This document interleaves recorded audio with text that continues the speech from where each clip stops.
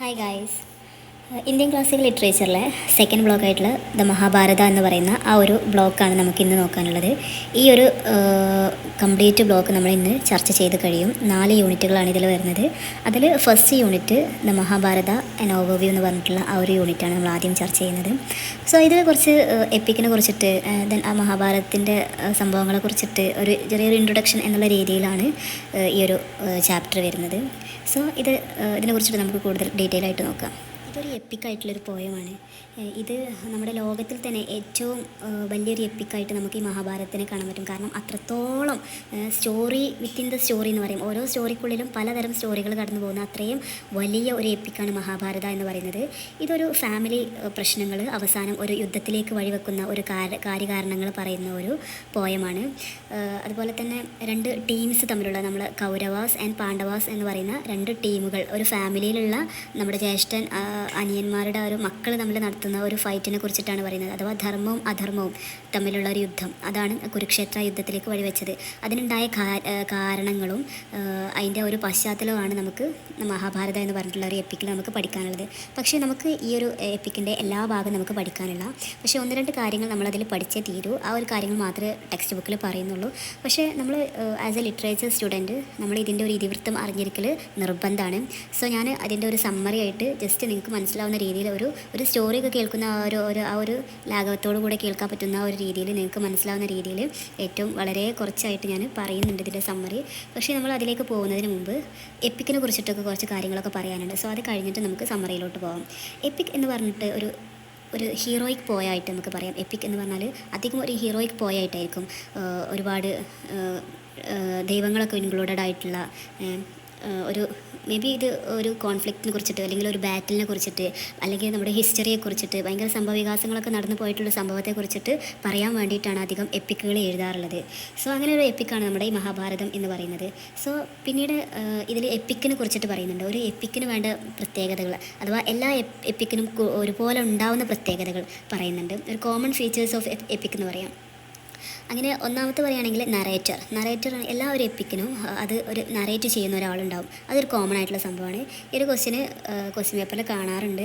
Features of EPIC, അതുപോലെ തന്നെ difference between the നമ്മുടെ യൂറോപ്യൻ എപ്പിക്കും നമ്മുടെ ഇന്ത്യൻ എപ്പിക്കും തമ്മിലുള്ള ഒരു വ്യത്യാസം, അതൊക്കെ നമ്മുടെ ക്വസ്റ്റ്യൻ പേപ്പറിൽ കാണാറുണ്ട്. അപ്പോൾ കോമൺ ഫീച്ചേഴ്സായിട്ട് നമുക്ക് പറയാൻ പറ്റിയ ഒരു നറേറ്റർ ഉണ്ടാവും. അതുപോലെ തന്നെ ഇതൊരു എന്താ പറയുക, ഒരുപാട് എപ്പിസോഡുകൾ നിറഞ്ഞിട്ടുള്ള ഒരു സംഭവമായിരിക്കും എപ്പിക് എന്ന് പറയുക. അതിനൊരു പ്രോപ്പറായിട്ടുള്ളൊരു എൻഡിങ് ഉണ്ടാവും, പ്രോപ്പറായിട്ടുള്ള ഒരു ബിഗിന്നിങ്ങും ഉണ്ടാവും. അതതിൻ്റെ ഒരു പ്രത്യേകതയാണ്. പിന്നെ അതിൻ്റെ ഒരു സ്റ്റൈൽ എന്ന് പറഞ്ഞാൽ ഭയങ്കര ഫോർമലായിട്ടുള്ള ലാംഗ്വേജ് ആയിരിക്കും അതിൽ ഉപയോഗിക്കാം. അതുപോലെ തന്നെ ഓർണമെൻ്റലായിട്ടുള്ള ഭയങ്കര അലങ്കാരപരമായിട്ടുള്ള ലാംഗ്വേജുകളൊക്കെ അധികം നമ്മളതിൽ ഉപയോഗിക്കും. പിന്നെ മെയിൻ ഹീറോ ഉണ്ടാവും, ഒരുപാട് ഹീറോകളുണ്ടാവും. മേ ബി അങ്ങനെ ഒരു ഡിവൈൻ പവറുള്ള ആളുകളെ നമുക്കതിൽ കാണാൻ പറ്റും. ഒരുപാട് ഗോഡ്സ്, നമ്മുടെ ദൈവങ്ങൾ ഇൻക്ലൂഡഡ് ആയിട്ടുള്ളതാണ് അധികം എപ്പിക്കിൽ വരാറുള്ളത്. ഇങ്ങനെയൊക്കെയാണ് കുറച്ച് കോമൺ ഫീച്ചേഴ്സ് പറയുന്നത്. പിന്നെ നമ്മുടെ ടെക്സ്റ്റിൽ പറയുന്നുണ്ട് നമ്മുടെ രാമായണം അതുപോലെ തന്നെ മഹാഭാരതം അത് തമ്മിലുള്ളൊരു വ്യത്യാസങ്ങൾ എന്തൊക്കെയാണെന്ന് പറയുന്നുണ്ട്. ഇത് എന്ന് പറഞ്ഞാൽ നമുക്ക് ആലോചിച്ചറിയാം. രാമായണം എന്ന് പറഞ്ഞാൽ അതിലെ മെയിൻ കഥാപാത്രം രാമനാണ്. സോ അദ്ദേഹത്തെ കോൺസെൻട്രേറ്റ് ചെയ്തുകൊണ്ടുള്ള ഒരു ഇതിവൃത്താണ് നമ്മുടെ രാമായണത്തിലുള്ളത്. പക്ഷേ മഹാഭാരതം എന്ന് പറഞ്ഞാൽ ഏറ്റവും ടോപ്പായിട്ടുള്ള ബിഗ്ഗായിട്ടുള്ളൊരു സംഭവമാണ്. അതിൽ ഒരുപാട് പേരുടെ കഥകളും പറയുന്നുണ്ട്, ഒരുപാട് പേരുടെ ചരിത്രങ്ങൾ, യുദ്ധങ്ങളും കാര്യങ്ങളൊക്കെ പറയുന്നതാണ് മഹാഭാരതം എന്ന് പറയുന്നത്. അപ്പോൾ അതുതന്നെയാണ് അതിൻ്റെ ഏറ്റവും വലിയ വ്യത്യാസം. മറ്റത് രാമനെ മാത്രം ഫോക്കസ് ചെയ്ത് കണ്ട് പോകുന്നതാണെങ്കിൽ മറ്റത് ഒരുപാട് സംഭവങ്ങളെ ഫോക്കസ് ചെയ്തിട്ടാണ് അത് പോകുന്നത്. പിന്നീട് ദ സ്ട്രക്ചർ ഓഫ് മഹാഭാരത അതിനെ കുറിച്ചിട്ട് പറയുന്നുണ്ട് നമ്മുടെ ടെക്സ്റ്റിൽ. അത് 18 ബുക്കുകളായിട്ടാണ് നമ്മുടെ മഹാഭാരത ഉള്ളത്. അതിൽ ഓരോ ഭാഗം ഓരോ സ്റ്റോറിയെ കുറിച്ചിട്ട് അങ്ങനെ ഒരു കണ്ടിന്യൂഷൻ ആയിട്ടുള്ള ഒരു സ്റ്റോറിയാണ്. സോ ഫസ്റ്റ് ഭാഗം മുതൽ 18 ബുക്ക് വരെ അടങ്ങിയിട്ടുള്ള ഒരു 1,00,000 വേഴ്സസ് വരുന്ന ഒരു വലിയൊരു എപ്പിക്കാണ് നമ്മുടെ മഹാഭാരത. തന്നെയാണ് അതിൻ്റെ സ്ട്രക്ചർ എന്ന് പറയുന്നത്. പിന്നെ അതിൻ്റെ ഒരു നരേറ്റീവ് എന്ന് പറയുന്നത് ഞാൻ പറഞ്ഞല്ലോ, കൃഷ്ണ ദ്വൈഭയാന വ്യാസ്, അദ്ദേഹമാണ് ഈ ഒരു മഹാഭാരത കമ്പോസ് ചെയ്തിട്ടുള്ളത്. അദ്ദേഹം ഈ ഒരു യുദ്ധത്തിൽ പങ്കെടുത്തിട്ടുണ്ട് എന്നും പറയുന്നുണ്ട്. അതുപോലെ തന്നെ ആ ഒരു യുദ്ധം കണ്ടൊരു വ്യക്തിയാണ്, ഒരു I witness of the war എന്നൊക്കെ പറയാം അദ്ദേഹത്തെ. അദ്ദേഹമാണ് ഈ ഒരു സ്റ്റോറി തൻ്റെ സ്റ്റുഡൻസിന് നറേറ്റ് ചെയ്ത് കൊടുക്കുന്നത്. പിന്നീട് മഹാഭാരത ആസ് എ ലിറ്റററി ടെക്സ്റ്റായിട്ട് പറയുന്നുണ്ട്. ഞാൻ പറഞ്ഞല്ലോ 1,00,000 വേഴ്സസ് ഉള്ള, അതുപോലെ 18 പർവാസായിട്ട് പുസ്തകമായിട്ടാണ് ഈ ഒരു മഹാഭാരത ഉണ്ടാക്കിയിട്ടുള്ളത്. സോ ഇതിനെക്കുറിച്ചിട്ട് പറയുന്നുണ്ട് ഇതിൽ. അതുപോലെ തന്നെ ഇതൊരു ഹിസ്റ്റോറിക്കൽ നറേറ്റീവ് ആയിട്ടുള്ളൊരു പോയാണ്. പിന്നെ അതൊരു ഒരു പൊളിറ്റിക്കൽ നരേറ്റീവായിട്ടും ഒരു ടെക്സ്റ്റ് അഥവാ ലിറ്റററി ടെക്സ്റ്റായിട്ടും എല്ലാം നമുക്ക് ഈ ഒരു മഹാഭാരതത്തിനെ പറയാൻ പറ്റും. അതുപോലെ അനുസ്തൂപ് എന്ന് പറയുന്ന ഒരു മീറ്റർ വെച്ചിട്ടാണ് ഈ ഒരു എപ്പിക്ക് എഴുതിയിട്ടുള്ളത്. പിന്നീട് ദ മീനിങ് ഓഫ് ധർമ്മ പറയുന്നുണ്ട്, അഥവാ ദ ലോ ആയിട്ട് പറയുന്നുണ്ട്. ധർമ്മ എന്ന് പറയുന്ന ഒരു എപ്പിക്കിൻ്റെ ഒരു സെൻട്രൽ തീമാണ് ധർമ്മം. എന്താണ് ധർമ്മം എന്നും എന്താണ് അധർമ്മം എന്നും വേർതിരിച്ച് നമുക്ക് പറഞ്ഞു തരുന്ന ഒരു എപ്പിക്കാണ് ഈ ഒരു എപ്പിക്ക് എന്ന് പറയുന്നത്. അതുപോലെ ധർമ്മനെ നമുക്ക് ട്രൂത്തായിട്ടും ജസ്റ്റിസ് മൊറാലിറ്റി ആയിട്ടൊക്കെ നമുക്ക് ഡിനോട്ട് ചെയ്യാൻ പറ്റും. പല അർത്ഥങ്ങളും ആ ധർമ്മക്കുണ്ട്. എന്താണ് ധർമ്മ എന്നും എന്താണ് അധർമ്മം എന്നും ഡീറ്റെയിൽ ആയിട്ട് ഈ ഒരു എപ്പിക്കിലൂടെ പറയുന്നുണ്ട്.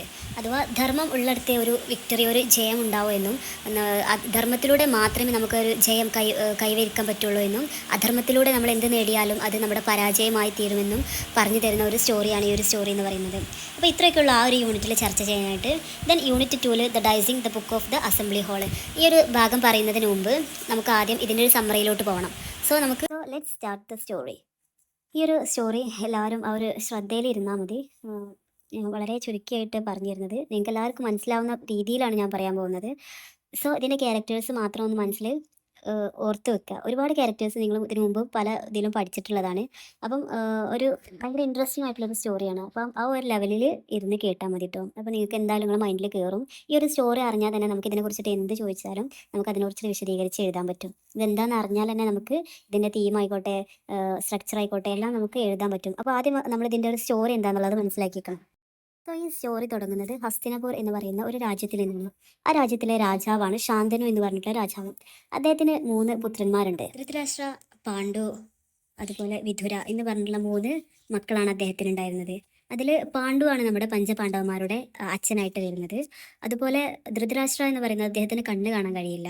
സോ അദ്ദേഹം കല്യാണം കഴിച്ചത് ഗാന്ധാരി എന്ന് പറഞ്ഞിട്ടുള്ള ഒരു സ്ത്രീയെയാണ്. സോ അവരും ഇദ്ദേഹത്തിന് സ്വന്തം ഭർത്താവിന് കണ്ണ് കാണാത്തത് കാരണം അവരും തൻ്റെ കണ്ണ് മൂടി കെട്ടിയിട്ടാണ് അവരുടെ ജീവിതകാലം മുഴുവൻ ജീവിച്ചത് എന്ന് പറയുന്നു.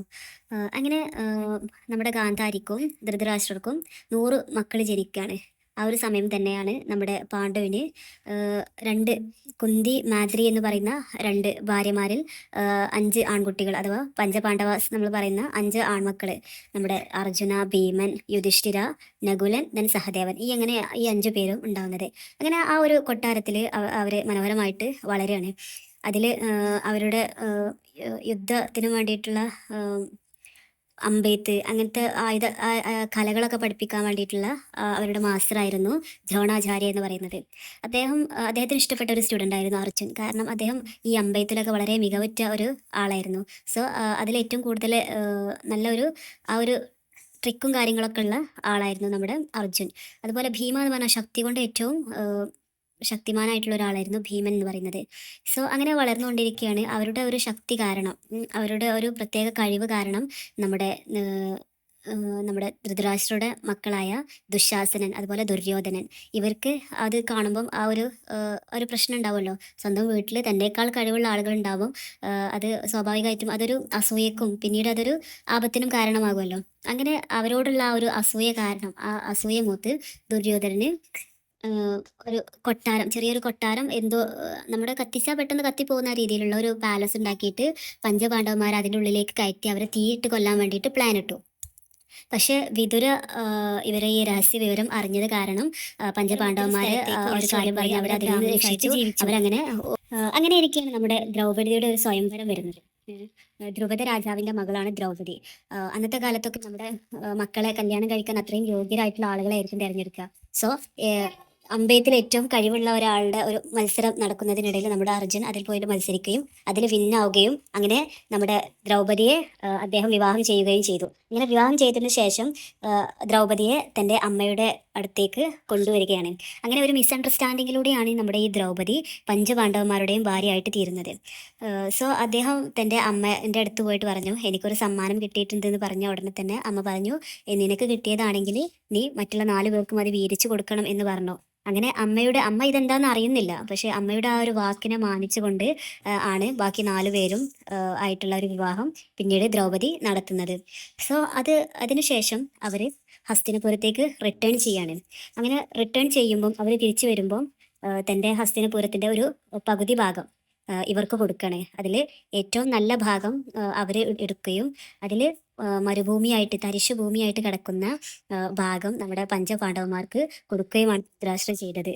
സോ അങ്ങനെയായാലും ഒരു പരാതിയോ പരിഭവങ്ങളോ ഒന്നും പറയാതെ അവർ ആ തരിശു ഭൂമിയിൽ കൃഷ്ണന്റെ സഹായത്തോടുകൂടെ ഇന്ദ്രപ്രസ്ഥ എന്ന് പറയുന്ന ഒരു വലിയൊരു കൊട്ടാരം തന്നെ സ്ഥാപിക്കുകയാണ്.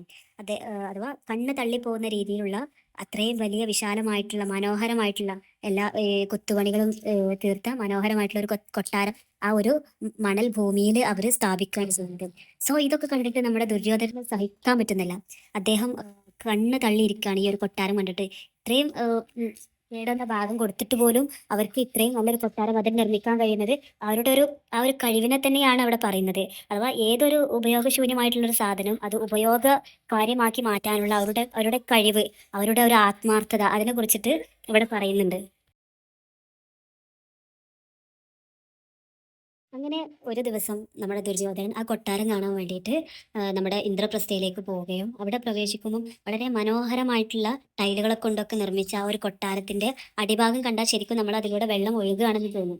ആ ഒരു രീതിയിലുള്ള ടൈൽസ് ഒക്കെയാണ് അവർ ഉപയോഗിച്ച് ആ ഒരു കൊട്ടാരം നിർമ്മിച്ചത്. സോ അദ്ദേഹം ഇത് വെള്ളമാണെന്ന് കരുതി തെന്നി വീഴാൻ പോവുകയും അത് എല്ലാവരുടെ മുന്നിലും ഒരു അപമാനത്തിന് അദ്ദേഹത്തിന് ഒരു കാരണമായിട്ട് അദ്ദേഹത്തിന് മനസ്സിൽ തോന്നുകയും ചെയ്തതോടുകൂടിയാണ് ഈ വലിയ പ്രശ്നങ്ങൾക്ക് തുടക്കമായത്. അത് അവസാനം ഇതൊരു യുദ്ധത്തിലേക്ക് വരെ എത്താനുള്ള കാരണം അദ്ദേഹത്തിന്റെ മനസ്സ് തോന്നിയിട്ടുള്ള ഒരു അപമാനം പിന്നീട് അത് ഭയങ്കര ദേഷ്യമായിട്ട് ഒരു വിദ്വേഷമായിട്ട് ആ ഒരു വിഭാഗക്കാരോടുള്ള തന്നെ ഏറ്റവും വലിയൊരു വിദ്വേഷമായിട്ട് ഒരു പകയായിട്ട് ഒരു വെറുപ്പായിട്ട് അത് മാറിയത് അവിടെ കൂടെയാണ് ഈ ഒരു യുദ്ധം തുടങ്ങുന്നത്. അതിനൊരു കാരണം എന്ന് പറയുന്നത് ഈ ഒരു അപമാനം, ദുര്യോധനൻ സഹിച്ച ഈ ഒരു അപമാനം കാരണമാണ്. അദ്ദേഹത്തിന്റെ മനസ്സിൽ അത് ഭയങ്കരമായിട്ട് അതൊരു മുറിവായിട്ട് തന്നെ അദ്ദേഹത്തിന് തോന്നി. പിന്നീടാണ് അദ്ദേഹം എങ്ങനെയെങ്കിലും ഈ പഞ്ചപാണ്ഡവന്മാരെ തകർക്കണം എന്നുള്ള ആ ഒരു ദുരുദ്ദേശത്തോടു കൂടി തൻ്റെ അങ്കിളായിട്ടുള്ള ശകുനി എന്ന് പറയുന്ന, അത് അദ്ദേഹത്തിനെക്കാട്ടി പഴയതായിട്ടുള്ള ഒരു ക്യാരക്ടറാണ് ശകുനി എന്ന് പറയുന്ന ക്യാരക്ടർ. അദ്ദേഹം ചൂതാട്ടത്തിൽ നമ്മുടെ ഈ ഒരു ചതിയിലൂടെ വിജയിക്കാൻ കെൽപ്പുള്ള ഒരാളാണ് നമ്മുടെ ശകുനി എന്ന് പറയുന്നത്. അങ്ങനെ അവർ തീരുമാനിക്കാണ് നമ്മുടെ ഒരു ചൂതാട്ടത്തിന് ഒരു കളിക്ക് വിളിക്കുക, എന്നിട്ട് അതിൽ അവരെ തന്ത്രപൂർവ്വം പരാജയപ്പെടുത്തണം എന്നുള്ളത് ഇവർ രണ്ടുപേരും ശകുനിയും അതുപോലെ ദുര്യോധനനും സ്വീകരിക്കുകയാണ്. സോ അങ്ങനെ ദുര്യോധനൻ തൻ്റെ അച്ഛനായിട്ടുള്ള ധൃതരാഷ്ട്രരോട് ഈ കാര്യം പറയുകയാണ്. ഇങ്ങനെ അവരുടെ ഗെയിമിന് വേണ്ടിയിട്ട് വിളിക്കുകയാണ്. ധൃതരാഷ്ട്ര എന്ന് പറയുന്ന അദ്ദേഹം ധർമ്മം എന്താണെന്ന് അദ്ദേഹത്തിന് നന്നായിട്ട് അറിയാം. പക്ഷേ തൻ്റെ മകനോടുള്ള ദുര്യോധനനോടുള്ള ആ ഒരു സ്നേഹത്തിന് മുന്നിൽ അദ്ദേഹം ധർമ്മം എന്താണെന്ന് മറന്നു പോകുന്നു. അദ്ദേഹം കണ്ണുകൊണ്ട് കാഴ്ചയില്ലാത്തവനാണെങ്കിൽ പോലും ഹൃദയം കൊണ്ട് പോലും കാഴ്ചയില്ലാത്തവനെ പോലെ ആയിത്തീരുന്നു എന്നുള്ളതാണ് നമ്മുടെ ഈ ഒരു പാഠഭാഗത്ത് അദ്ദേഹത്തെ കുറിച്ചിട്ടും അതുപോലെ തന്നെ ദുര്യോധനെ കുറിച്ചിട്ടും നമുക്ക് പഠിക്കാനുണ്ട്. അവർ തമ്മിലുള്ള ഒരു ബോണ്ടിനെ കുറിച്ചിട്ട് പഠിക്കാനുണ്ട്. അഥവാ ഇതിങ്ങനെ വിട്ടാൽ എല്ലാം കൈക്കലാക്കും എന്നുള്ള ഒരു ദുശ്ചിന്തയാണ് ദുര്യോധനന് ഇങ്ങനെയൊക്കെ വരുത്തി തീർക്കാൻ കാരണം. അത് തൻ്റെ അച്ഛനെ സോപ്പിട്ട് മയക്കി നല്ല കളിക്കാൻ വേണ്ടിയിട്ടാണ് അവരെ സ്വാഗതം ചെയ്യുന്നത് എന്നുള്ള രീതിയിൽ ഇങ്ങനെ അവരെ കളിക്കാൻ വേണ്ടിയിട്ട് വിളിക്കുകയാണ്. നമ്മുടെ ഇതിലെ ഏറ്റവും മൂത്ത സഹോദരനായിട്ടുള്ള യുധിഷ്ഠിരൻ, അദ്ദേഹമാണ് ധർമ്മത്തിന്റെ ഒരു ഉപജ്ഞാതാവായിട്ട് പറയുന്നത് യുധിഷ്ഠിരനെയാണ്. സോ അദ്ദേഹം എന്ന് പറയുന്നത് തൻ്റെ അച്ഛൻ്റെ സഹോദരനാണല്ലോ ധൃതരാഷ്ട്രർ എന്ന് പറയുന്നത്. അപ്പം അദ്ദേഹം ഒരു ഗെയിമിന് വിളിക്കുമ്പം അദ്ദേഹം അത് തിരസ്കരിക്കാതെ അത് സ്വീകരിച്ചുകൊണ്ട് വന്ന ഒരാളാണ് യുധിഷ്ഠിരൻ എന്ന് പറയുന്നത്. അദ്ദേഹമാണ് ഈ ഒരു ചൂതാട്ടത്തിൽ അവർക്കൊപ്പം കളിക്കുന്നത്. അങ്ങനെ കളിച്ച് ഒരു ചതിയിലൂടെ നമ്മുടെ യുധിഷ്ഠിരൻ്റെ സ്വത്തുക്കളും കിരീടവും അതുപോലെ തന്നെ ആ പാലസ്, തൻ്റെ സഹോദരങ്ങൾ, തൻ്റെ ഭാര്യയടക്കം എല്ലാവരും പണയപ്പെടുത്തിയിട്ടും അവർ തോറ്റുപോയി. അങ്ങനെ ഓരോന്ന് തോൽക്കുമ്പം അടുത്തത് നാളെ തരാമെന്ന് പറഞ്ഞ് പിന്നീട് കളിക്കും, പിന്നെയും തോൽക്കും. അങ്ങനെ ഒരു പരാജയങ്ങളുടെ ഒരു അട്ടിമറി സംഭവിച്ചതോടുകൂടെ യുധിഷ്ഠിരൻ ആകെ ഇല്ലാതായി, എല്ലാം നഷ്ടപ്പെട്ടൊരവസ്ഥയിലായി. അങ്ങനെ നമ്മുടെ ദ്രൗപദിയെയും ആ ഒരു പണയത്തിൽ വിൽക്കുന്നുണ്ട്. അങ്ങനെ ദ്രൗപദിയെ ആ ഒരു കൊട്ടാരത്തിലേക്ക് വലിച്ചിഴച്ച് കൊണ്ടുവരുന്ന ദുശാസനൻ, അഥവാ നമ്മുടെ ദുര്യോധനൻ്റെ അനിയനായിട്ടുള്ള ദുശാസനൻ അവരെ വലിച്ചിഴച്ച് കൊണ്ടുവരാണ്. പിന്നീട് അദ്ദേഹം നമ്മുടെ ദ്രൗപദിയെ വിവസ്ത്രയാക്കാനുള്ള ശ്രമങ്ങളും നടത്തുന്നുണ്ട്. അപ്പം നമ്മുടെ കൃഷ്ണന്റെ സഹായത്തോടു കൂടെ ആ ഒരു ശ്രമം ഇല്ലാതാക്കി അവിടെ ആ ഒരു മറ നീക്കാതെ തന്നെ അവിടെ കൃഷ്ണൻ കൈകാര്യം ചെയ്തത് കൊണ്ട് നമ്മുടെ ദ്രൗപദി അവിടെ ആ ഒരു മാനഭംഗത്തിന് ഇരയാക്കപ്പെടാതെ കാത്തു രക്ഷിച്ചു. സോ പക്ഷെ അങ്ങനെയാണെങ്കിലും ഇവിടെ ദ്രൗപദി ഉയർത്തുന്ന ക്വസ്റ്റ്യൻസുകളുണ്ട്. ഈ ക്വസ്റ്റ്യൻസ് നമുക്ക് ടെക്സ്റ്റ് ബുക്കിൽ ഇമ്പോർട്ടൻ്റ് ആയിട്ട് പറയുന്നതാണ്. അഥവാ അന്നത്തെ കാലത്തുള്ള സ്ത്രീകളുടെ ആ ഒരു സ്ഥാനം, അവരുടെ ആ ഒരു സൊസൈറ്റിയിൽ അവർക്കുള്ള സ്ഥാനം എന്താണെന്ന് നമുക്ക് കാണിച്ചു തരുന്ന ഒരു ഇതാണിത്. അഥവാ മറ്റുള്ളവർ എന്ത് പറയും അതിനൊരു ഒരു ഒരു ഒബ്ജക്റ്റായിട്ട് താനൊരു മനുഷ്യനാണ് എന്നുള്ള പരിഗണന പോലും തരാതെ തന്നെ ഒരു ഒബ്ജക്റ്റായിട്ട് കണക്കാക്കിക്കൊണ്ട് തന്നെ പണയപ്പെടുത്താൻ എന്ത് അധികാരമാണ് യുധിഷ്ഠിരനുള്ളത് എന്നുള്ള ക്വസ്റ്റ്യൻ അവിടെ ഉയർത്തുകയാണ്. അതുപോലെ ഒരു പെണ്ണിനെയാണോ ഒരു പെണ്ണിനെയാണോ ഇങ്ങനെ പണയം വെക്കാണ്ട്, ഞാനൊരു മനുഷ്യ സ്ത്രീയല്ലേ എന്നുള്ള രീതിയിലുള്ള പല ക്വസ്റ്റ്യൻസും ആ സഭയിലുള്ള പല ആളുകളും കേക്കെ തന്നെ നമ്മുടെ ദ്രൗപദി ഉയർത്തുന്നുണ്ട്. പക്ഷെ അവിടെയുള്ള എല്ലാവർക്കും അറിയാം എന്താണ് ധർമ്മം എന്നും എന്താണ് അധർമ്മം എന്നും. പക്ഷെ ആരും ആ ഒരു അധർമ്മത്തിനെതിരെ ആരും വായ തുറക്കാൻ പോലും തയ്യാറാവുന്നില്ല. അങ്ങനെ പക്ഷെ എന്തോ ഒരു മനസ്സിൽ തട്ടിയത് കാരണം നമ്മുടെ ധൃതരാഷ്ട്രർ ഇതൊരു വെറും കളിയായിട്ട് കണ്ടാൽ മതി, സോ നിങ്ങളുടെ വെൽത്തൊക്കെ നിങ്ങൾ തന്നെ എടുത്തോളൂ എന്ന് പറഞ്ഞിട്ട് അവരുടെ ആ ഒരു കൊട്ടാരമൊക്കെ അവർക്ക് തിരിച്ച് നൽകി അവരങ്ങനെ പോവുകയാണ്. അഥവാ നമുക്കിതിൽ പഠിക്കാനുള്ളത് ഇപ്പോൾ രണ്ടാമത്തെ യൂണിറ്റ് ആയിട്ടുള്ള ആ ഗെയിമിനെ, ഫസ്റ്റ് ഗെയിമിനെ കുറിച്ചിട്ടാണ്. അതാണ് ഇപ്പം ഞാൻ പറഞ്ഞ ഈ ഒരു ഗെയിം എന്ന് പറയുന്നത്. സോ പിന്നീട് എന്താ സംഭവിക്കുന്നത് ചോദിച്ചാൽ, നമ്മുടെ ദുര്യോധനന് ആ ഒരു പക, ഒരു ദേഷ്യം, അത് അവർക്ക് എത്ര ചെയ്തിട്ടും ആ ഒരു അവരോടുള്ള ആ ഒരു പക അദ്ദേഹത്തിന് തീരുന്നില്ല. സോ അദ്ദേഹം വീണ്ടും തൻ്റെ അച്ഛനുമായിട്ട് സംസാരിച്ച് ഒരു വട്ടം കൂടെ അവരിങ്ങനെ പോയാൽ ശരിയാവില്ല, ഒരു പാമ്പിന് മൂർഖനെ ചവിട്ടിയത് എന്നൊക്കെ ചൊല്ലുണ്ടല്ലോ. സോ അങ്ങനെയാണ് അവർ നോവിച്ച് വിട്ടത്, അങ്ങനെയാണ്. സോ അവരെന്താന്ന് ചെയ്യാന്ന് പറയാൻ പറ്റൂല. ചിലപ്പം യുദ്ധം തന്നെ ഉണ്ടാവും. സോ നിങ്ങൾ ഒരു വട്ടം കൂടിയും അവരെ കളിക്ക് വിളിക്കണം എന്നൊക്കെയുള്ള രീതിയിൽ അച്ഛനെ സോപ്പിട്ടുകാണ്ട് വീണ്ടും അദ്ദേഹം തൻ്റെ അവരോട് യുധിഷ്ഠിരനോടും സഹോദരന്മാരോടും ഗെയിമിന് വേണ്ടിയിട്ട് രണ്ടാമത് വീണ്ടും ക്ഷണിക്കുകയാണ്. അപ്പോഴും യുധിഷ്ഠിരൻ അറിയാം താൻ പോകുന്ന കളിയിൽ അദ്ദേഹം തോൽക്കുമെന്നും ഈ സംഭവങ്ങളും സാധനങ്ങളും എല്ലാ ആളുകളും പണയം വെച്ചാലും താൻ ജയിക്കില്ല എന്നും അദ്ദേഹത്തിന് അറിയാം. പക്ഷേ അവിടെയാണ് അദ്ദേഹത്തിന്റെ ധർമ്മം എന്ന് കാണുന്നത്.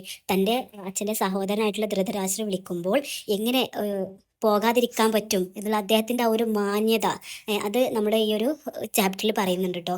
അദ്ദേഹത്തിൻ്റെ ആ ഒരു സ്വഭാവ സവിശേഷത, ഒന്നിനെയും എതിർക്കാതെ അത് അംഗീകരിക്കാനുള്ള അദ്ദേഹത്തിൻ്റെ ആ മനസ്സിനെ കുറിച്ചിട്ട്, യുധിഷ്ഠിരൻ്റെ ആ മനസ്സിനെ കുറിച്ചിട്ട്, തോൽക്കുമെന്ന് അറിഞ്ഞിട്ടും വീണ്ടും ആ ഒരു ക്ഷണം നിരാകരിക്കാൻ കഴിയാത്തത് കാരണം ആയിട്ട് ഉള്ള ആ ഒരു അദ്ദേഹത്തിൻ്റെ ഒരു മാനസികാവസ്ഥയെ കുറിച്ചിട്ട് നമ്മുടെ ഈ ഒരു ഭാഗത്ത് നമുക്ക് പഠിക്കാനുണ്ട്. അങ്ങനെ വീണ്ടും അവർ ആ ഗെയിമിനും വേണ്ടിയിട്ട് വീണ്ടും തിരിച്ചു വരികയാണ്. സോ അങ്ങനെ രണ്ടാമതും തന്ത്രപൂർവ്വം ചതിയിലൂടെ നമ്മുടെ ശകുനി അദ്ദേഹത്തെ വീണ്ടും തോൽപ്പിച്ചു. അങ്ങനെ അവർക്കെല്ലാം നഷ്ടപ്പെട്ടു. അങ്ങനെ നഷ്ടപ്പെട്ടതിന് ശേഷം അവർക്ക് ശിക്ഷ വിധിക്കുകയാണ്. അപ്പം ആ ഒരു ഇതിൽ ഗെയിം നഷ്ടപ്പെട്ടാൽ അവരെന്താണോ പറയുന്നത് അതാണ് അവർക്കുള്ള ശിക്ഷ. അങ്ങനെ കൊടുത്ത ശിക്ഷയാണ് 12 വർഷം വനവാസവും അത് കഴിഞ്ഞിട്ടുള്ള 1 വർഷം അജ്ഞാതവാസവും. 12 വർഷം അവർ വനത്തിൽ ജീവിക്കണം, 1 വർഷം അജ്ഞാതവാസത്തിലും ജീവിക്കണം. അജ്ഞാതവാസം എന്ന് പറഞ്ഞാൽ നമ്മൾ എന്ത് ചെയ്യുന്നു എന്നുള്ളത് നമ്മളെ മറ്റാരും മനസ്സിലാക്കാത്തുള്ള ഒരു ജീവിതം, നമ്മൾ ഒളിച്ചോടിയിട്ട് ഒരു ജീവിതം എന്ന് പറയില്ലേ, നമ്മൾ തിരിച്ചറിയാൻ പറ്റാത്തൊരു ജീവിതം. അങ്ങനെ തിരിച്ചറിഞ്ഞു കഴിഞ്ഞാൽ വീണ്ടും അവർക്ക് വനവാസവും അജ്ഞാതവാസവും വീണ്ടും ചെയ്യേണ്ടി വരും. സോ അങ്ങനെ അവർ 12 വർഷം അവർ വനത്തിൽ ജീവിക്കുകയാണ്. അതിൻ്റെ ഇടയിൽ പല സംഭവങ്ങളും നടക്കുന്നുണ്ട്. നമ്മുടെ ഭീമൻ്റെ ഒരു വിവാഹം നടക്കുന്നുണ്ട്. അതുപോലെ തന്നെ അർജുനൻ്റെ ഒരു വിവാഹം കഴിക്കുന്നുണ്ട്. സുഭദ്ര എന്ന് പറയുന്ന നമ്മുടെ കൃഷ്ണൻ്റെ സഹോദരിയായിട്ടുള്ള സുഭദ്രയെ അർജുനൻ വിവാഹം കഴിക്കുന്നുണ്ട്. അങ്ങനെ പിന്നീട് ഈ 12 വർഷത്തെ വനവാസത്തിന് ശേഷം വിരത രാജാവിൻ്റെ അടുത്ത് അജ്ഞാതവാസത്തിൽ അവരുടെ കൊട്ടാരത്തിലാണ് അജ്ഞാതവാസം ചെയ്തിരുന്നത്. അഥവാ നമ്മുടെ യുധിഷ്ഠിരൻ ഒരു മിനിസ്റ്ററായിട്ട്, അതുപോലെ നമ്മുടെ ഭീമൻ ഒരു പാചകക്കാരനായിട്ട്, അർജുനൻ ഒരു ഡാൻസറായിട്ട്, തെരുവ് ഡാൻസറൊക്കെ ആയിട്ട്, അങ്ങനെയൊക്കെയുള്ള പല വേഷങ്ങളും ധരിച്ചിട്ട് ആണ് അവരെ തിരിച്ചറിയാൻ പറ്റാത്ത രീതിയിലുള്ള പല വേഷങ്ങളും ധരിച്ചിട്ടാണ് അവർ ആ ഒരു വർഷം കഴിഞ്ഞുകൂട്ടിയത്. അങ്ങനെ ആ ഒരു 13 വർഷത്തെ ആ ഒരു ജീവിതത്തിന് ശേഷം അവർ വീണ്ടും തങ്ങളുടെ സ്ഥലമായിട്ടുള്ള ശിക്ഷ കഴിഞ്ഞിട്ട് തങ്ങളുടെ സ്വന്തം രാജ്യത്തിലേക്ക് അവർ തിരിച്ചു വരികയാണ്. തൻ്റെ ഇന്ദ്രപ്രസ്ഥയിലേക്ക് തിരിച്ചു വന്ന് തനിക്ക് തങ്ങളുടെ സ്ഥലം ചോദിക്കുമ്പം അവർ ഒരിക്കലും ദുര്യോധന അത് കൊടുക്കുന്നില്ല. ഒരു മുട്ടുസൂചി കുത്താൻ പോലും ഉള്ള ഇടം തങ്ങൾക്ക് തരില്ല എന്ന് ദുര്യോധനൻ പറയാണ്. അങ്ങനെയാണ് ഈ ഒരു യുദ്ധം നിർബന്ധമായിട്ട് മാറുന്നത്. അങ്ങനെ ഈ ഒരു യുദ്ധം തുടങ്ങുകയാണ്. കാരണം തനിക്ക് കിട്ടേണ്ട സ്വത്തുക്കളുടെ ആ ഒരു ഭാഗമാണ് പാണ്ഡവന്മാരോട് ചോദിച്ചിട്ടുള്ളൂ. പക്ഷേ അത് കൊടുക്കാതെ, ഇത്രയും കാലം ശിക്ഷിപ്പിച്ചതും പോരാ, അതും കൊടുക്കാതെയുള്ള ആ ഒരു അധർമ്മത്തിനെതിരെയാണ് ആ ധർമ്മത്തിൻ്റെ യുദ്ധം അവിടെ തുടങ്ങാൻ പോകുന്നത്. അങ്ങനെ യുദ്ധം തുടങ്ങുന്ന സമയത്ത് അർജുനൻ ഭയങ്കരമായിട്ട് വിഷാദമായിട്ടിരിക്കുന്ന ഒരിത് കാണാൻ പറ്റും നമുക്ക്. അതിന് കാരണം തൻ്റെ ഉറ്റവരെയും ഉടയവരെയും തന്നെയാണല്ലോ താൻ കൊല്ലേണ്ടത്. അഥവാ തൻ്റെ അച്ഛൻ്റെ സഹോദരൻ്റെ മക്കളാണ് ഭാഗത്തുള്ളത്. സോ അവരെ കൊന്നിട്ടുള്ള ആ ഒരു വിജയം അത് വേണ്ട എന്നുള്ള രീതിയിൽ അദ്ദേഹത്തിൻ്റെ മനസ്സ് വേവലാതിപ്പെടുകയാണ്. ആ ഒരു സമയത്താണ് നമ്മുടെ കൃഷ്ണൻ നമ്മുടെ അർജുനൻ്റെ അടുത്തേക്ക് പോകുന്നത്. അതുപോലെ ധർമ്മനെ കുറിച്ചിട്ടും കർമ്മയെ കുറിച്ചിട്ടും ഒക്കെ പറയുന്നത്. ആ ഒരു ഭാഗമാണ് പിന്നീട് നമ്മുടെ ഭഗവത്ഗീതയായിട്ട് പറയുന്നത്. അതിൽ അദ്ദേഹം കർമ്മയെ കുറിച്ചിട്ട് നമ്മൾ ധർമ്മം ചെയ്യേണ്ട സ്ഥലത്ത് നമ്മൾ ധർമ്മം ചെയ്യണം, എന്നാലേ നമുക്ക് അധർമ്മത്തെ ഇല്ലാതാക്കാൻ പറ്റുള്ളൂ എന്നുള്ള ആ ഒരു ഉപദേശത്തിലൂടെ യാണ് പിന്നീട് അർജുനൻ ആ യുദ്ധത്തിലേക്ക് വരുന്നത്. അങ്ങനെ അങ്ങനെ 18 ദിവസം നീണ്ടുനിന്ന യുദ്ധമാണ് കുരുക്ഷേത്ര യുദ്ധമായിട്ട് പിന്നീട് മാറിയത്. അതിൽ കൗരവരുടെ ഭാഗത്ത് ഭീഷ്മരും ദ്രോണരും അതുപോലെ കർണനും ശകുനിയും നമ്മുടെ ദുര്യോധനനും ഒക്കെ കൂടിയിട്ടുള്ള ഒരു വമ്പിച്ച പട തന്നെ അവരുടെ ഭാഗത്തുണ്ടായിരുന്നു. പിന്നെ നമ്മുടെ പാണ്ഡവരുടെ ഭാഗത്താണെങ്കിൽ പഞ്ചപാണ്ഡവന്മാരും അതുപോലെ തന്നെ കൃഷ്ണനും തുടങ്ങിയിട്ടുള്ള ഒരുപാട് സൈന്യങ്ങൾ ഇവരുടെ ഭാഗത്തുണ്ടായിരുന്നു. അങ്ങനെ ആ യുദ്ധം തുടങ്ങി പല ആളുകൾ മരണപ്പെടാൻ തുടങ്ങി. അതുപോലെ ദ്രോണര് നമ്മുടെ അഭിമന്യുവിനെ കൊല്ലുന്നുണ്ട്. നമ്മുടെ അർജുന്റെ പുത്രനാണ് അഭിമന്യു, അദ്ദേഹത്തെ കൊല്ലുന്നത് ദ്രോണരാണ്. അതുപോലെ നമ്മുടെ അർജുൻ കൊല്ലുന്നത് നമ്മുടെ കർണനെയാണ്. അതുപോലെ ഭീമൻ കൊല്ലുന്നത് ദുര്യോധനനെയാണ്. ഈ ഭീമൻ ദുര്യോധനനെ കൊല്ലാൻ ഒരു കാരണം കൂടെ ഉണ്ട്. അദ്ദേഹം അന്ന് നമ്മുടെ ദ്രൗപദി ആക്ഷേപിക്കപ്പെട്ട ആ ഒരു സമയത്ത് അദ്ദേഹം ശപഥം ചെയ്തിരുന്നു. അദ്ദേഹത്തിന്റെ എന്താ അദ്ദേഹത്തെ കൊല്ലും എന്നത് അദ്ദേഹം തന്നെ ഒരു ശപഥം ചെയ്തിരുന്നു. അതുപോലെ തന്നെ നമ്മുടെ ദ്രൗപദി തൻ്റെ മുടി ഇനി കെട്ടില്ല എന്നൊക്കെ പറഞ്ഞിട്ട് അങ്ങനെ അവരും ശപഥം ചെയ്തിരുന്നു കേട്ടോ. ഇവരെ മരിക്കപ്പെടുന്നത് വരെ, അവർ യുദ്ധത്തെ തോൽക്കുന്നത് വരെ കെട്ടില്ല എന്നൊക്കെ പറഞ്ഞിട്ടില്ല അങ്ങനെ ഒരു ശപഥം ചെയ്തതായിട്ട് ഞാൻ ഓർക്കുന്നു. സോ നമുക്ക് അതിനെ കുറിച്ചിട്ടൊന്നും പഠിക്കാനില്ല. അപ്പം ഇങ്ങനെ നമ്മുടെ ഭീമര് അങ്ങനെ നമ്മുടെ മെയിൻ എതിരാളിയായിട്ടുള്ള ദുര്യോധനനെയും കൊന്നു. അങ്ങനെ കൗരവപ്പട മുഴുവനായിട്ട് നശിച്ചു കഴിഞ്ഞു. അത് നമ്മുടെ പാണ്ഡവരെ എല്ലാവരെയും തോൽപ്പിച്ച്, ശക്തിയായിട്ട് തോൽപ്പിച്ച്, അഥവാ അധർമ്മത്തിനെതിരെ ധർമ്മം നടത്തിയ ഒരു യുദ്ധമായിട്ട് നമുക്ക് ഈ ഒരു കുരുക്ഷേത്ര യുദ്ധത്തെ കാണാൻ പറ്റും. അങ്ങനെ ആ ഒരു തൻ്റെ മക്കളും തൻ്റെ എല്ലാ നഷ്ടപ്പെട്ട ആ ഒരു സ്ഥലത്തേക്ക് നമ്മുടെ കാന്താരി വരുന്നുണ്ട്. ദുര്യോധനന്റെ അമ്മയായിട്ടുള്ള കാന്താരി വരിക. എൻ്റെ പുത്രന്മാരും കുടുംബവും അടങ്ങുന്ന എല്ലാവരും മരിച്ചു കിടക്കുന്ന ആ കാഴ്ച കാന്താരിക്ക് കാണാൻ പറ്റുന്നതിലും ഹൃദയഭേദകമായിട്ടുള്ള ഒരു കാഴ്ചയായിരുന്നു. സോ അവര് അവിടെ നിന്ന് നമ്മുടെ കൃഷ്ണനെ ശപിക്കുകയാണ്. അദ്ദേഹത്തിന്റെ കുലം നശിച്ചു പോവട്ടെ എന്ന് പറഞ്ഞ് നമ്മുടെ കൃഷ്ണനെ ശപിക്കുകയാണ്. പിന്നീട് ഒരു രാജ്യം ഭരിച്ചിരുന്നത് നമ്മുടെ യുധിഷ്ഠിരനാണ്. അദ്ദേഹം ഒരുപാട് കാലം ആ ഒരു രാജ്യം ഭരിച്ചു. അതിനുശേഷം അവർക്ക് തന്നെ തോന്നി അവരുടെ ഒരു അവസാനമായിട്ടുണ്ട് എന്നുള്ള ആ ഒരു തോന്നൽ അവർക്ക് തന്നെ വന്ന് അവരങ്ങനെ ഹിമാലയത്തിലേക്ക് ഒരു യാത്ര പോവുകയാണ്. ആ യാത്ര പോകുന്നതിനിടയിൽ ഓരോരുത്തരും മനുഷ്യന്മാർ ഓരോ ശാരീരിക ദൗർബല്യങ്ങൾ കൊണ്ട് ഓരോരുത്തരും വീഴാണ്. ആ ഒരു സമയത്ത് കോപം കാരണം, ദേഷ്യം കാരണം, പല അഹങ്കാരം കാരണം ഒക്കെ ആയിട്ട് ഓരോരുത്തരും അങ്ങനെ വീഴാൻ തുടങ്ങി. അവസാനം യുധിഷ്ഠിരനും അതുപോലെ തന്നെ ഒരു നായയും മാത്രമാണ് അതിൽ നേരെ അവർ സ്വർഗത്തിലേക്ക് എത്തിയത്. പിന്നീട് അവർ വീണ്ടും സ്വർഗത്തിൽ വെച്ച് റീയൂണിറ്റ് ചെയ്തു എന്ന് പറയുന്നു. അഥവാ ആ യുധിഷ്ഠിരൻ്റെ ആ ഒരു സ്വഭാവ മഹിമയാണ് ഇവിടെ കൂടുതൽ ധർമ്മകാരിയായിട്ട് ഇവിടെ പറയുന്നത്. മറ്റുള്ളവരെല്ലാം കോപം കൊണ്ടും ദേഷ്യം കൊണ്ടും അഹങ്കാരം കൊണ്ടും പ്രശ്നങ്ങൾ ആയപ്പോഴും നമ്മുടെ ഈ ഒരു യുധിഷ്ഠിരൻ മാത്രമാണ് ഒന്നിലും പെടാതെ നല്ല മാന്യനായിട്ട് ഒരു ജീവിച്ച ഒരു പ്രതിഭ എന്നുള്ള നിലയിൽ അദ്ദേഹം മാത്രമാണ് അതിൽ തളരാതെ പിടിച്ചു നിന്നത്.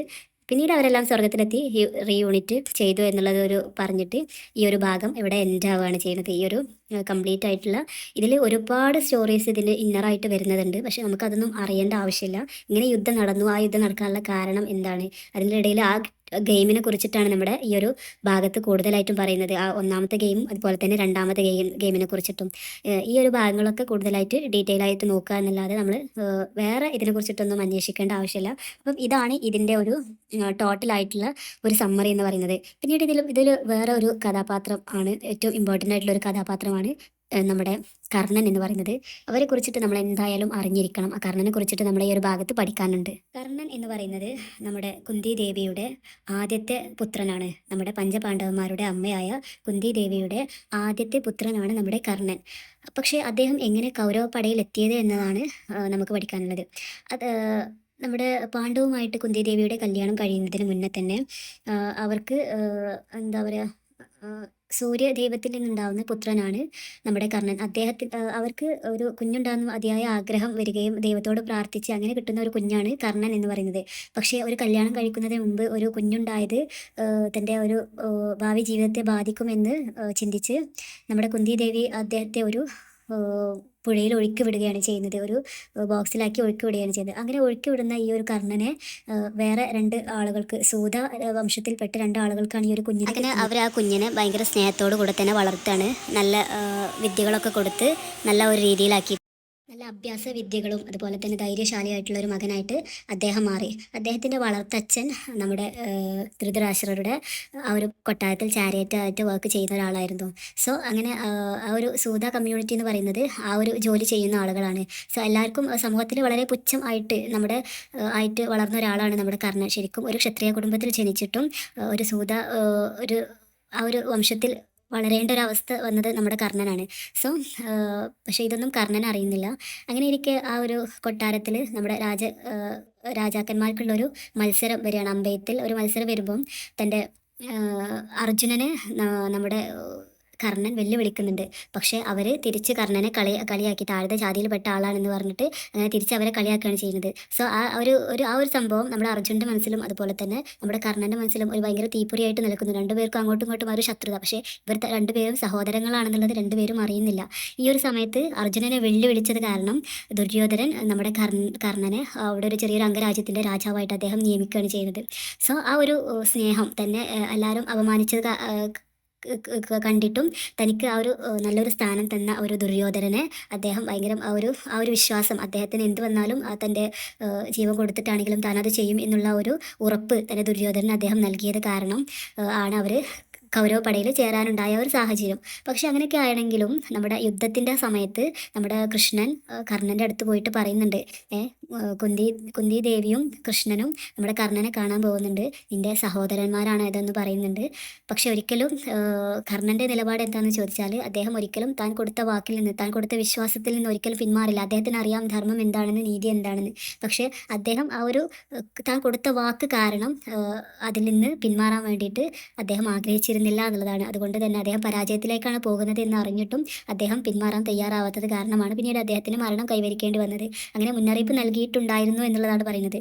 പക്ഷേ പഞ്ചപാണ്ഡവന്മാർക്ക് ഇത് തൻ്റെ സഹോദരനാണെന്ന് അറിയില്ലായിരുന്നു. യുദ്ധത്തിന് ശേഷമാണ് നമ്മുടെ കുന്തി ദേവി നമ്മുടെ അർജുനനോട് അതിന് സഹോദരനായിരുന്നു എന്നുള്ളത് പറയുന്നത്. അങ്ങനെ അവർക്കൊക്കെ ആകെ ഭയങ്കരമായിട്ട് തൻ്റെ സഹോദരനെയാണല്ലോ കൊന്നത് എന്നൊക്കെയുള്ള ആ ഒരു വിഷമം ഭയങ്കരമായിട്ട് ആ ഒരു സമയത്തിലൊക്കെ ഉണ്ടായിരുന്നു എന്നൊക്കെ ഉള്ളത് പിന്നീട് നമുക്ക് ഓരോ ചരിത്രം നോക്കുമ്പോൾ നമുക്ക് പിന്നീട് കാണാൻ പറ്റും. അപ്പം ഇത്രയൊക്കെയാണ് ഈ ഒരു ഭാഗത്ത് പഠിക്കാനുള്ളത്. യൂണിറ്റ് 2ലും യൂണിറ്റ് 3ലും ഈ ഒരു സമ്മറി വൈസാണ് അധികം നോക്കാനുള്ളത്. അതിൻ്റെ ഒരു ഫസ്റ്റ് ഗെയിമും സെക്കൻഡ് ഗെയിമുമാണ് പറയുന്നത്. ദെൻ യൂണിറ്റ് 4ലേക്ക് വരുമ്പോൾ ഞാൻ പറഞ്ഞല്ലോ കർണനെ കുറിച്ച് നമുക്ക് പഠിക്കാനുണ്ട്. ആ ഒരു ഭാഗം വരുന്നത് ഈ യൂണിറ്റ് 4ലാണ്. The temptation of Karna from the Udyogaparva. ഇതിലാണ് കർണനെ കുറിച്ചിട്ട് പറയുന്നത്. ഞാൻ പറഞ്ഞല്ലോ അത് മഹാഭാരതത്തിൻ്റെ ഒരു ബുക്കാണ്, 18 ബുക്കിലുള്ള ഒരു ബുക്കാണ് ഉദ്യോഗപർവം. 5ാമത്തെ ബുക്കായിട്ട് വരും. ഇതിലാണ് നമ്മുടെ കർണനെ കുറിച്ചിട്ടൊക്കെ പറയുന്നത്. ഞാൻ പറഞ്ഞല്ലോ നമ്മുടെ കൃഷ്ണ അദ്ദേഹത്തെ സ്വാഗതം ചെയ്യാൻ വേണ്ടിയിട്ട് കൃഷ്ണയും അദ്ദേഹത്തിൻ്റെ അമ്മയായിട്ടുള്ള കുന്തി ദേവിയും ഗംഗാ റിവറിൻ്റെ അടുത്ത് വെച്ച് അവർ ഒരു കോൺവെർസേഷൻ നടത്തുന്നുണ്ട്. അപ്പം നമ്മുടെ അവർ രണ്ടുപേരും കർണനോട് ശക്തിയായിട്ട് എതിർത്ത് പറയുന്നുണ്ട്, ഇനി അത് ചേരരുത്. കാരണം അവർക്കറിയാം യുദ്ധം ജയിക്കാൻ പോകുന്നത് ആരാണ്, ധർമ്മയായിരിക്കും എന്തായാലും യുദ്ധം ജയിക്കുക. സോ അതിൽ ചേരരുത് എന്ന് ആണയിട്ട് പറയുന്നുണ്ട് കൃഷ്ണനും അതുപോലെ തന്നെ കുന്തി ദേവിയും. പക്ഷേ അദ്ദേഹം തൻ്റെ ദുര്യോധന കൊടുത്തൊരു വാക്ക് പൂർത്തിയാവാൻ അദ്ദേഹം അവരെ ഇതിൽ തന്നെ ധർമ്മം അതാണെന്ന് അറിഞ്ഞിട്ടും പക്ഷെ അവർ കൊടുത്ത ഒരു വാക്ക് ആ വിശ്വാസ്യതയ്ക്ക് മേലെ കൈ കടത്താൻ അദ്ദേഹം ആഗ്രഹിച്ചിട്ടില്ല.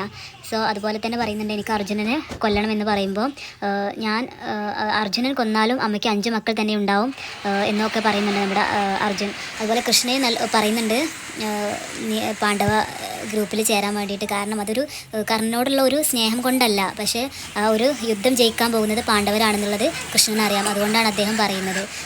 അമ്മയ്ക്ക് തൻ്റെ മകനെ നഷ്ടപ്പെടുന്നത് അത് ആലോചിച്ചിട്ടുള്ള ഒരു ബുദ്ധിമുട്ട് കാരണമാണ് അവർ പറയുന്നത്. പക്ഷേ ഒരു കണക്കിന് നോക്കുകയാണെങ്കിൽ കർണൻ പറയുന്നതിലും കാര്യമുണ്ട്. കാരണം താൻ ജനിച്ചത് ക്ഷത്രിയ കുടുംബത്തിലാണെങ്കിൽ പോലും താൻ ജീവിച്ചത് സൂത എന്ന് പറഞ്ഞ ആ കമ്മ്യൂണിറ്റിയിലാണ്.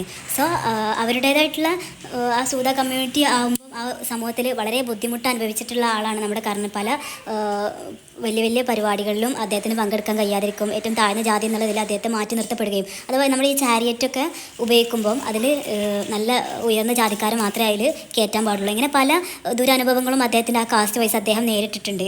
പിന്നീട് എന്ന് പറഞ്ഞാൽ അദ്ദേഹത്തെ ഏറ്റവും സ്നേഹമായിട്ട് എടുത്ത് വളർത്തിയ രാധ എന്ന് പറയുന്നതും തൻ്റെ വളർത്തച്ഛനോടും ചെയ്യുന്ന ഏറ്റവും വലിയൊരു ചീറ്റിംഗ് ആയിരിക്കും താനിപ്പം വെച്ചുകൊണ്ട് മറ്റേ ഗ്രൂപ്പിൽ ചേരുക എന്ന് പറയുന്നത്. താൻ ഉണ്ട ചോറിന് നന്ദി കാണിക്കുന്ന ആ ഒരു സ്വഭാവം മാത്രമേ അത് കർണൻ അവിടെ ചെയ്തിട്ടുള്ളൂ. നമുക്കും ആലോചിച്ചറിയാം. നമ്മുടെ കർണൻ്റെ ഭാഗത്തു നിന്ന് ആലോചിക്കുമ്പം അദ്ദേഹം പറഞ്ഞതിൽ തെറ്റൊന്നുമില്ല. എന്നെ സ്നേഹിച്ചവർക്ക് തിരിച്ച് ഒരു പ്രത്യുപകാരം ചെയ്തു കൊടുക്കാം എന്നുള്ള രീതിയിലാണ്. പക്ഷേ ആ ചെയ്യുന്നത് അധർമ്മത്തിൻ്റെ ഭാഗത്ത് നിന്നായതുകൊണ്ട് മാത്രം നേരിട്ടൊരു പരാജയമാണ് നമ്മുടെ കർണയ്ക്ക് സംഭവിക്കുന്നത്. ആസ് എ മാൻ എന്നുള്ള നിലക്ക് അത്രയും പവർഫുൾ ആയിട്ടുള്ള നമ്മൾ അർജുനനോടൊപ്പം തന്നെ നിൽക്കാൻ പറ്റുന്ന ഏറ്റവും നല്ല ശക്തിമാനായിട്ടുള്ളൊരു ക്യാരക്ടർ തന്നെയായിരുന്നു നമ്മുടെ കർണൻ എന്ന് പറയുന്നതും. പിന്നീട് ഇതൊക്കെയാണ് ഈ ഒരു ഭാഗത്തും നമുക്ക് കർണനെ കുറിച്ചിട്ട് പറയാനായിട്ടുള്ളത്. പിന്നെ കമ്മ്യൂണിറ്റി ഡിഫറൻസസ് പറയുന്നുണ്ട്. സൂത കമ്മ്യൂണിറ്റിയും ക്ഷത്രിയ കമ്മ്യൂണിറ്റിയും തമ്മിലുള്ള ഒരു വ്യത്യാസം. ക്ഷത്രിയക്കാർക്ക് എല്ലാത്തിലും പങ്കെടുക്കാൻ കഴിയുന്നത് പോലെ സൂത കമ്മ്യൂണിറ്റിയിലുള്ള ആളുകൾക്ക് പലതും നിരോധിച്ചിട്ടുണ്ട്. സോ അന്ന് ആ കാസ്റ്റ് ഡിഫറൻസ് ആണ് അവിടെ പറയുന്നത്. അപ്പോൾ ഇത്രയൊക്കെയുള്ള ഈ ഒരു യൂണിറ്റിൽ, ഈ ഒരു ബ്ലോക്കിൽ കാര്യമായിട്ട് പറയാനാണെങ്കിൽ ഞാൻ പറഞ്ഞല്ലോ, ഇതിൻ്റെ ഫുൾ സമ്മറി ഒന്നും നമുക്ക് ആവശ്യമില്ല.